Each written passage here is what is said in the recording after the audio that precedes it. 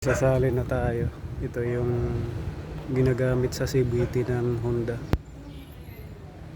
Doon sa may ayan o. Diyan natin natutusok yung hose. Ayan naman yung sa libil. Pag umabaw na dyan, okay. Ito lang ang takip nun. Tapos ito yung tabutas.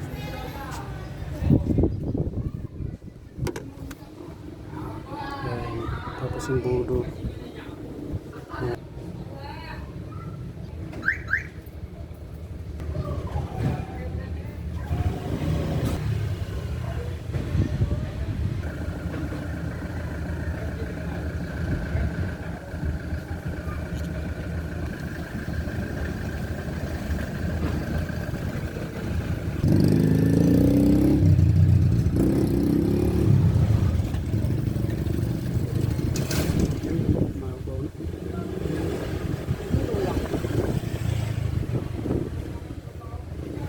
Umapaw na siya. Balik na natin yung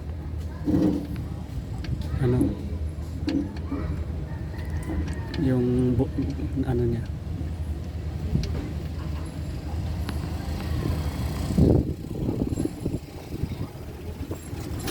O sigpitan na. Tapos yung takip ibalik na natin.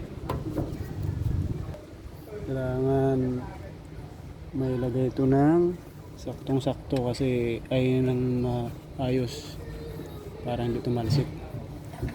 Yan. Ito lang yun.